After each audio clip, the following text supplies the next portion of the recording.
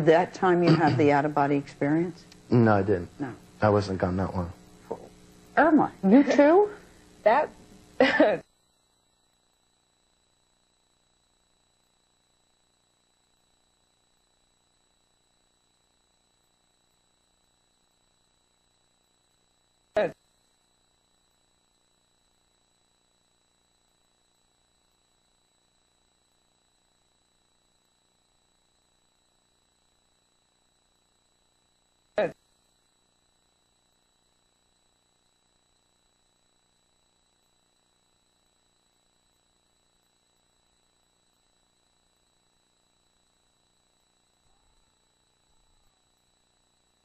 This physical experiences sound more traumatic than the actual outer body experience. I mean, my experience wasn't nearly that scary. Tell me. You're 12 years old. 12 years old, and I actually feel like what Kiefer Sutherland said in the clip, it was a good day to die. It's my first day of junior high school, and I knew before the day was over I was going to kill myself. Couldn't stand living anymore. Why? Well, my mother had been in the hospital, in and out of the hospital that whole year, and my parents are divorced, so it's always been just me and my mother, and I couldn't bear to live life without her. I mean, that's the person I love most in the world, although she might not believe that. I do. And I know that she loved me most in the world, and no one would ever love me as much as she does. And I couldn't live without her. You were so afraid of Mother leaving you alone. Well, it's kind of a weird coincidence, but she had died twice on the operating table only a couple weeks before, and that terrified me. You know, luckily they were able to bring her back both times, but what if it happened again? I couldn't live without her. And so you knew that day. I knew. So what'd you do? I was staying with an aunt, and I stole the key to my house, because my aunt had it, you know, to come check on the house. And I tried to make it through my first day of school. I went to class, I made it through my first class, and that went okay. And then I couldn't find my second class. So I went to the guidance counselor to get help, and they were really busy being the first day. And she said, could you come back tomorrow? And I said, there won't be one. And I walked home, and it took me like 3 hours because I didn't know where I was going. It was really like a half-hour walk, but it took me 3 hours to get home. And because my mother had been so sick, there was a lot of prescription medication around the house. So I just gathered up the bottles and got a big glass of water, and I had to chew them all because I can't swallow pills, so this was sort of a lengthy process.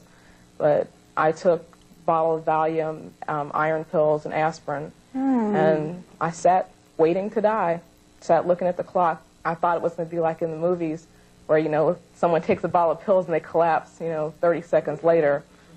Not that quick in real life, believe me. And I waited to die, and about a half hour passed, and suddenly the room got really bright. And suddenly I felt really comfortable and relaxed, and it was like not a light, not like this kind of light or sunlight, just a bright white light.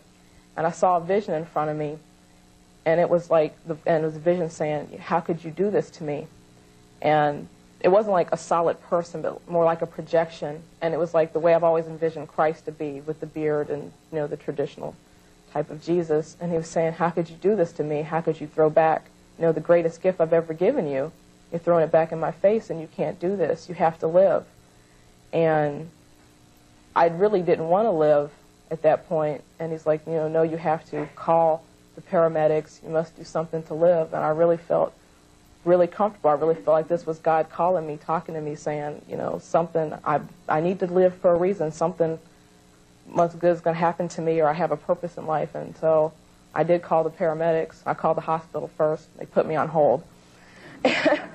And I called the police, and I told them what happened, and they came to get me, and I should have been dead because over an hour had passed, or I should have at least been unconscious. But I wasn't. I felt perfectly fine. And they took me to the hospital, and still alive. But what you remember of it, the out-of-body experience, was singing a Christ-like figure, or Christ. Yes. In white? In white. Was there light around you? There was light, like, through him. Like, I couldn't touch him. If I tried to touch him, my hand probably would have gone through the projection. It looks like if you, like, showed a movie, but you didn't have a screen, how it would just kind of move against the wall, like that. It wasn't solid. And I could see him. And he wasn't talking. He was talking in my head. There wasn't like a mouth moving, and I was talking back, but my mouth wasn't moving. It's like a mental communication. Anything else since then? No. Has it changed your life? I probably now have a really irrational fear of going to hell. I mean, I've probably been suicidally depressed since then, but I'm really afraid of rejecting God and how He'll punish me. And it also, wasn't raised with any religion because my parents felt that I should make my own choices because they were two different religions. And I felt like it was right for me to join the Catholic Church after that. Yeah. And I go to Catholic Church and I pray every single night, and I've never missed a night. I've never been so drunk or sleepy or out of it. I've always prayed, and I've always just asked God to let me live the next 24 hours and to thank Him for letting me live the past 24 hours.